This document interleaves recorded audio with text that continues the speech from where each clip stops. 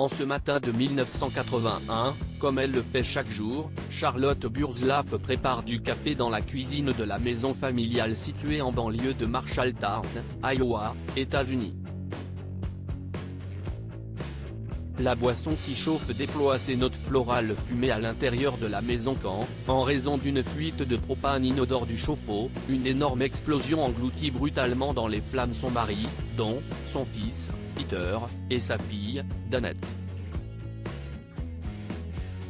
Cette dernière est la plus touchée des trois. 70% de la surface de son corps est brûlée au 3e degré.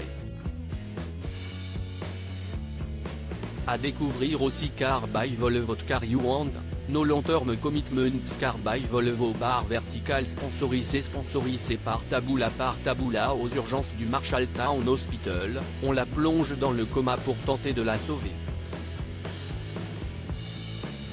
Les médecins, pessimistes, encouragent sa famille à lui faire ses adieux. Mais la petite fille est une battante. Traverser tout cela et y survivre a vraiment été ma première bataille, déclare Danette, qui a aujourd'hui 50 ans. Pendant des années et des années, j'ai supporté des douleurs insoutenables et j'ai été opéré un nombre de fois incalculable. J'ai aussi dû faire de la physiothérapie, porter des vêtements compressifs et des masques faciaux. Connaître un incendie a fait de moi une guerrière, pas une victime et puis, il a fallu faire face au monde en étant défiguré. Ce n'était pas seulement une bataille physique, mais une énorme bataille émotionnelle, conclut celle qui est depuis devenue infirmière pédiatrique. Pendant ce long combat, elle s'accroche à son amour immodéré pour les paillettes et à sa fascination pour le côté glamour des concours de beauté pour tenir le coup.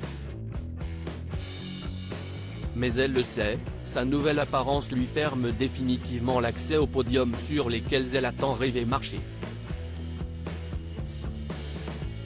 Dans notre famille, il était important de regarder chaque année le concours de beauté Miss America, se souvient donc, le père. Quand ma fille l'a regardé pour la première fois après l'incendie, elle ne l'a pas supporté. Elle était anéantie. Aujourd'hui, après des années de réflexion et de guérison, Danette considère ses cicatrices comme un cadeau, et la combativité qu'elle a développée comme une conséquence positive de sa résilience.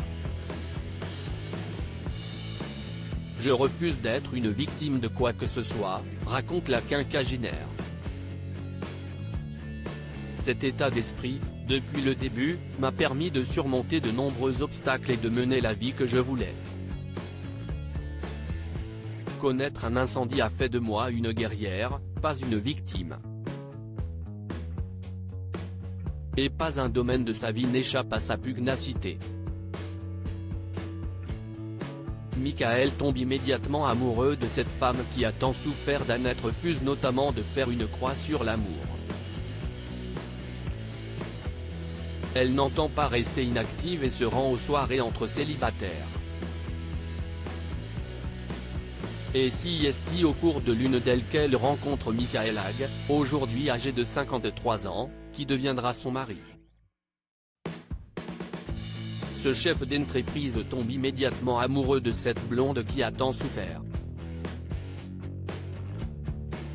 Le couple aura 4 enfants.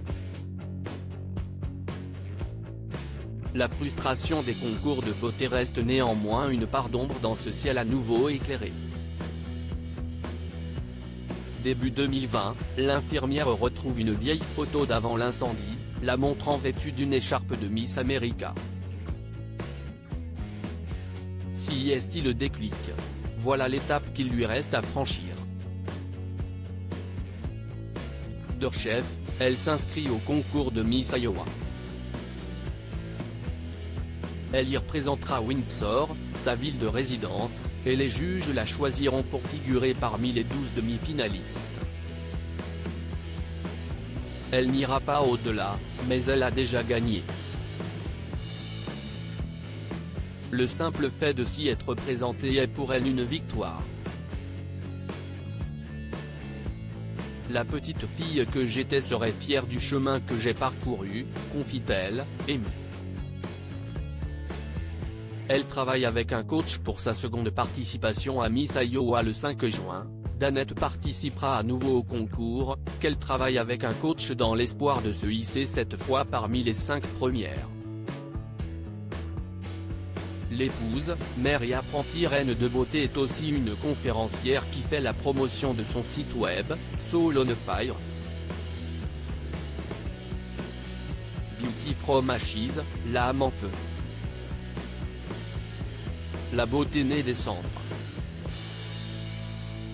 Elle anime également le podcast Listen Soul Sister, écoute, âme sœur, dont le message est que la véritable beauté rayonne au-delà des cicatrices que nous portons.